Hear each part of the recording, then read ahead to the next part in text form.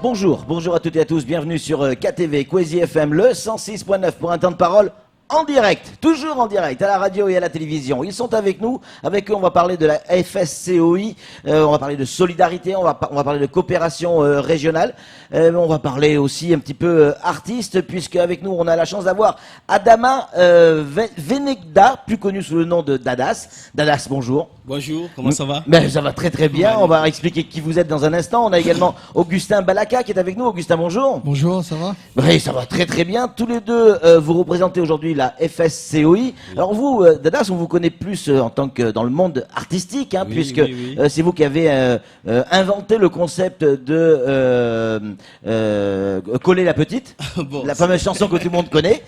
Vous occupez de la tournée également de Franco. Oui. C'est ça? Voilà. En France et dans l'océan Indien, on aura l'occasion d'en reparler. Mais vous êtes là aujourd'hui, c'est-à-dire que vous utilisez votre notoriété pour la bonne cause, la FSCOI. C'est une fédération qui existe depuis 2016. Ça veut dire quoi, FSCOI? FSCOI veut dire Fédération Solidarité Communauté Océan Indien. D'accord. L'objectif, c'est quoi? Elle travaille pour la solidarité entre les peuples de l'océan Indien et pour venir en aide aux plus démunis. Ouais. Et alors là, vous avez focalisé, et on va le voir dans un instant avec les images qui seront derrière vous, y compris à l'antenne, sur un sujet qui vous touche énormément, qui nous touche tous énormément, c'est les enfants de la Lune. Vous êtes allé du côté d'Anjouan, on voit ce jeune homme derrière nous. On rappelle que ces images, si elles sont là, c'est parce qu'on a les autorisations des parents et des tuteurs. Vous êtes allé voir un peu ce qui se passait du côté d'Anjouan, et la situation pour les enfants de la Lune est catastrophique. Elle est très catastrophique. Qu'est-ce qui se passe exactement? Alors, il y a beaucoup de personnes qui sont touchées. Il y avait 16 cas, malheureusement. Aujourd'hui, il reste que 6. Il y a 10 qui ont perdu la vie. Et on parle d'enfants là. On parle d'enfants. Hein. Ouais, et ces enfants pourraient ne pas mourir si les choses côté administratif étaient rapides, c'était action-réaction. Ces enfants allaient pouvoir vivre. Parce que on aurait pu les sauver. On aurait pu les sauver. C'est une pathologie qui ne guérit pas, mais au moins on aurait pu les soulager et les permettre de vivre plus longtemps. Donc nous, on se bat pour que les six autres qui restent aient le droit de vivre comme nous aussi, comme tout le monde. Donc aujourd'hui, vous faites quoi pour ces enfants, concrètement? Alors, aujourd'hui, concrètement, on assiste ces enfants, on les accompagne, on essaie de les encadrer. Et pour les enfants qui ont des états un peu aggravés, tels que Hassana et Mohamed Ali, on a tapé à toutes les portes pour qu'on puisse les évacuer à Mayotte ou à Maurice. Et heureusement, c'est que hier qu'on vient d'obtenir la deuxième autorisation, c'est-à-dire pour Ali, c'était accordé il y a quelques jours, et pour Hassana, ça vient d'être accordé hier, après quelques mois de bataille. Ils partent où? Ils vont partir à Maurice. À Maurice. Voilà. On voulait qu'ils viennent à Mayotte parce qu'il y a un centre ici adapté. Et avant, le centre pouvait accueillir les enfants, ils étaient à l'internat. Mais maintenant, le centre ne peut plus interner les enfants. Il faut que les enfants aient des familles d'accueil ici. Ils viennent en journée dans le centre pour repartir en famille d'accueil le soir. Comme on n'a pas de familles d'accueil sur place, à Maurice, on a des familles d'accueil, on a du dispositif pour pouvoir les accueillir. Donc, ils vont partir à Maurice. Mais souvent, on nous a expliqué que Mayotte était l'endroit au monde où il y avait plus d'enfants touchés par la fameuse maladie des enfants de la Lune. Et là, vous nous parlez d'Anjouan. Ok. Alors, Mayotte, c'est l'endroit où il y a plus d'enfants, mais Mayotte n'est pas l'endroit qui est le plus touché. Dans le monde entier, c'est Anjouan qui est plus touché, et les enfants qui sont ici sont des enfants qui viennent d'Anjouan. Parce que là-bas, c'est pas aussi développé comme à Mayotte, et pour pouvoir sauver des enfants comme ça. Donc ici, il y a un centre, et comme c'est le plus près d'Anjouan, c'est pour ça que tout le monde est là. D'accord. Comment vous faites pour obtenir les autorisations pour pouvoir faire évacuer ces enfants vers Maurice parce que c'est quoi? C'est de l'évasan, d'évacuation sanitaire? C'est ça. C'est-à-dire que c'est pris en charge par qui? Malheureusement, aujourd'hui, tout n'est pas pris en charge. Aujourd'hui, il y a une partie qui sera prise en charge par l'hôpital qui va accueillir les enfants. Et il y a une partie, c'est la fédération qui va payer. Nous allons prendre ça en charge. L'hébergement et aussi les billets d'avion. c'est pas pris en charge. Alors, mais d'où vous trouvez cet argent? Comment vous faites pour trouver cet argent pour pouvoir parce que la fédération, elle est quand même récente, elle a 2 ans. Voilà. On rappelle, vous êtes basé à la Réunion, vous êtes basé à Maurice, vous êtes basé aux Seychelles, vous êtes basé à Madagascar, à Mayotte également. Voilà. Alors, c'est pas juste dire on est représenté. Il y a des bureaux avec des personnes qui travaillent. Voilà, c'est ça. Et les 2 grands bureaux, c'est La Réunion et Anjouan. Ouais. C'est les 2 grands sièges. Et le reste, on a des représentations un peu partout. On a des représentants qui essaient de relayer les informations et la chaîne de la solidarité. Où on a eu cet argent, c'est grâce à cette chaîne de solidarité qu'on met en place. Ouais. C'est grâce à vous, c'est grâce à lui, c'est grâce à moi, c'est grâce à tout le monde. Et déjà, les adhésions, c'est 30 €. Ouais. Et au-delà de ça, chacun contribue comme il peut. Et quand il y a un problème, on essaie de taper à toutes les portes. On va voir les différentes structures, les ONG, les autres personnes. Voilà, il y a ce problème-là, qu'est-ce qu'on peut faire? Il y a des gens qui ne font rien, c'est parce qu'ils ne savent pas, c'est parce qu'ils ne sont pas sensibilisés. Ouais. La maladie de la Lune, il y a beaucoup de personnes qui ne connaissaient pas. Moi, il y a 1 an en arrière, je ne connaissais pas cette maladie. Et c'est en arrivant ici que j'ai découvert ça. J'ai dit, au 21e siècle, il y a encore des maladies comme ça qui tuent et qu'on n'en parle pas et qu'on ne fait rien. Même si c'est une maladie rare, ça fait quand même mal. On va voir ces vidéos, une vidéo, Augustin. Vous êtes allé à Anjouan et quand on en a parlé hier pour préparer cette émission, il y avait beaucoup d'émotions dans la voix quand vous nous expliquiez ce qui s'est passé. On voit cet enfant. C'est qui cette dame à côté? C'est sa maman? C'est le docteur Zahra. Dans le micro, s'il vous plaît. C'est le docteur Zahra, c'est elle qui suit ces enfants malades-là. Ouais. Depuis qu'on est arrivé en juin, on a fait bouger pas mal de dossiers parce que c'était des dossiers en sommeil. Même l'association de la Lune là-bas, c'était en sommeil. Depuis qu'on est arrivé, on a fait bouger beaucoup de choses. On était à Moroni, voir les problèmes à Moroni. On a fait des conférences de presse. On a même découvert qu'il y a des ministres qui voyageaient à la place de ces enfants-là. C'est ce que vous m'expliquiez hier, c'est-à-dire que il y a des évassanes, en tout cas des billets d'avion, je ne sais pas si c'est des évassanes ou autre chose, des billets d'avion qui ont été envoyés pour pouvoir faire sortir ces gamins. Et vous me disiez hier que certains politiciens comoriens, notamment certains ministres, utilisaient ces billets d'avion pour eux. C'est vrai. Et on a appris aussi, il y en a qui partent chez des civières, en arrivant à Maurice, ils sont costumés, machin. C'est-à-dire qu'ils se déguisent en malades voilà. pour pouvoir partir. Pour pouvoir partir, quoi. C'est grave quand même, cette Je dis situation. qu'il y a des enfants qui souffrent. Lui, il a déjà perdu 2 frères. Le petit garçon qu'on voit là. Ouais. Il s'en a pareil, il a perdu sa soeur aussi dans la même maladie. Faut arrêter, quoi.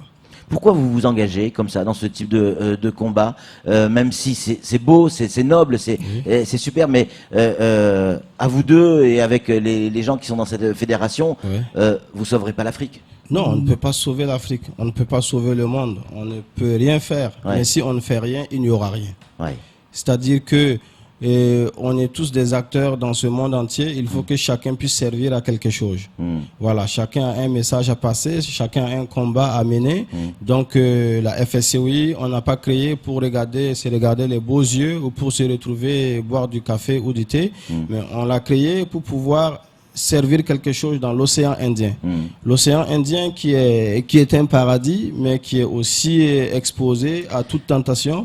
Donc aujourd'hui, voilà, c'est bien que c'est beau, mais au-delà de cette beauté, il y a une misère quelque part. Comment est née la FSCOI et d'où est-ce que c'est né? Et par qui c'est né?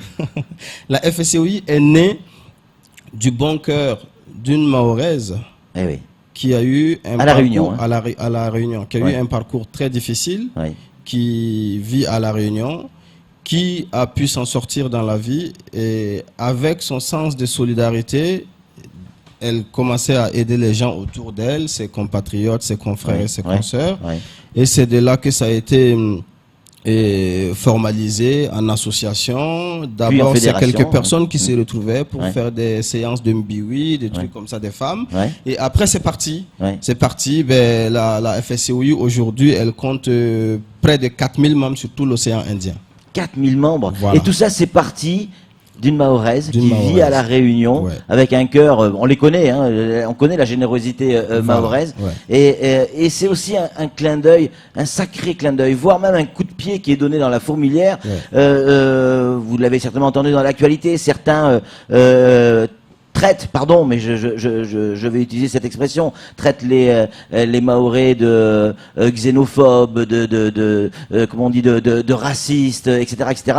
Et c'est tout l'inverse. Et là, vous le démontrez avec cette association qui est née à La Réunion. À La Réunion, par une Mahoraise. Et cette Mahoraise, c'est Sophie. Ouais. On l'appelle la maman des Mahoraises. À La Réunion, c'est comme ça qu'on l'appelle. Voilà. Elle nous regarde ce matin, là. Ben, elle nous regarde. Elle nous regarde. Elle est en Oui. direct. On lui Voilà. fait un coucou et c'est tout simplement fabuleux. Comment nous ici, depuis Kwezi, depuis Mayotte, on peut vous aider la fédération, parce qu'effectivement Mayotte, on est dans l'océan Indien également. On est concerné plus ou moins par cette fédération, même si on la découvre aujourd'hui avec vous. Hein. Comment on peut vous aider? Ben, c'est d'abord relayer les informations. Oui. Qu'on puisse être encore plus rapprochés et pouvoir tout le temps profiter de vos ondes et de votre antenne pour nous faire entendre.